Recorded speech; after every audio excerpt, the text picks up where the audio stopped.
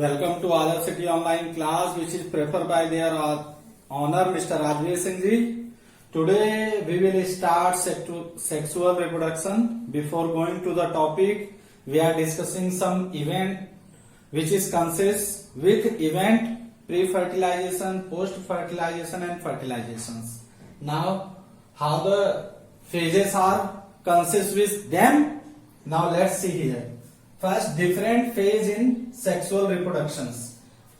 अलग अलग फेजेस होते हैं सेक्सुअल रिप्रोडक्शंस के लिए. सबसे पहला होता है जर्मनाइन फेज.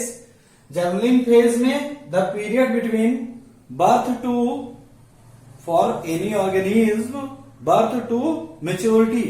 दैट मीन कि ऑर्गेनिज्म डेवलप हुआ तो जैसे जैसे वो क्या होना शुरू करेगा, मेच्योर होना शुरू करता है, उसी को हम बोलते हैं जर्मनिंग फेज.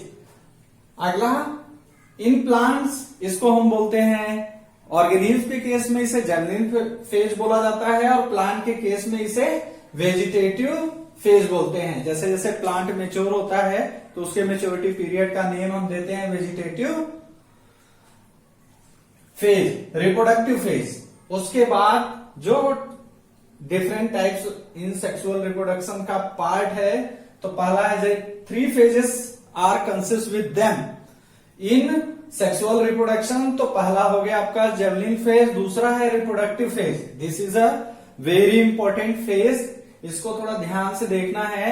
क्यों? क्योंकि इसके आगे जो चैप्टर्स मिलने वाले हैं इन सेक्सुअल रिप्रोडक्शन, चाहे वो प्लांट का हो, चाहे वो ह्यूमंस का हो, चाहे वो एनिमल्स का हो, this is very important. It is the period when an individual organism reproduces sexually. यहां पे क्या होता है, ऑर्गेनिज्म मेच्योर हो जाता है और सेक्सुअली क्या करने लगता है, रिप्रोड्यूस करने लगता है. तो इस फेज को जो हम नाम देते हैं वो है रिप्रोडक्टिव फेज. अगला होता है सेकंड फेज. नेम से ही डेफिनेशन पता चल रही है कि ये वो फेज है जहां पे किसी भी ऑर्गेनिज्म की क्या होती है, जो एबिलिटी होती है to form new offspring, वो क्या होती है, लूज होने लगती है. लूज होने की इस कंडीशन को सेकंड फेज बोला जाता है. जब ऑर्गेनिज्म क्या करता है, अपनी रिप्रोडक्शन करने की एबिलिटी को क्या करता है, लूज करता है. तो इस फेज को हम बोलते हैं senescence. It is the period when an organism grows old and loses the ability to reproduce. That mean कि जैसे जैसे वो क्या होगा, बूढ़ा होता चला जाएगा, उसका जो रिप्रोडक्शन की एबिलिटी होती है वो क्या होती चली जाएगी, लूज होती चली जाएगी. नेक्स्ट हमारा है ये रिप्रोडक्टिव फेज जो होता है. Some of the cycle it will consist, 2 cycles होती हैं जो इसके साथ में जुड़ी होती हैं. जो पहली साइकिल होती है वो होती है मेंस्ट्रुएशन साइकिल. मेंस्ट्रुएशन साइकिल किसमें होती है, ह्यूमंस में होती है, एपेस में होती है, मंकीज में होती है. तो क्या होती है, पहले ये जानते हैं. The cycle consist of 3 phases. 3 phases में ये साइकिल कंप्लीट होती है. 3 phases. पहला होता है मेंस्ट्रुअल, दूसरा होता है प्रोलिफेरेटिव और तीसरा इंपॉर्टेंट सेक्रेटरी फेज. अब ये तीनों फेजेस क्या होती है, 3 phases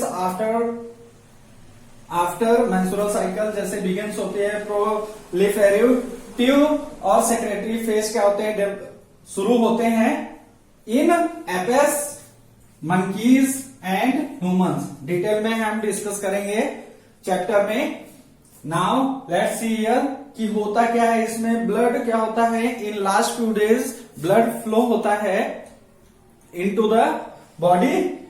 the broken endometrium is passed out during menstruation. क्या होता है, बॉडी कहने का मीन्स है वो और ऑर्गेनिज्म का वो हिस्सा जो क्या होता है सेक्सुअली इन सब चीजों को, इन थिंग्स को डिराइव करता है फॉर द मेंस्ट्रुएशन साइकिल. तो वहां पे क्या होता है, ब्लड फ्लो होता है लास्ट फ्यू डेज के लिए. और क्या होता है उसमें कंडीशन क्या होती है, इंडोमेट्रियम कुछ इस टाइप से. अगर हम डायग्राम बना के दिखाएं तो कुछ इस तरीके से ये साइकिल ओपन होती है और यही वो इंडोमेट्रियम मेम्ब्रेन होती है जो क्या होती है, ब्रेक होती है. ब्रेक होने की वजह से ब्लड फ्लोज होने लगता है. धीरे धीरे जैसे ये क्या होती है, साइकिल आगे को बढ़ती है, तो जिस तरीके से ये मेटेरियल मेम्ब्रेन क्या होती है, ब्रेक होती है, उसी तरीके से ये क्या होती है, पीछे की तरफ से बिल्ड होना शुरू होती है और फिर से सेम अपनी पोजीशन में आ जाती है। Female does not permit copulation during menstruation of cycles. इस टाइम पे फीमेल्स अवॉइड करती हैं कॉपुलेशंस को when these regulation period are continued. Now next हम टॉपिक पे डिस्कस करेंगे।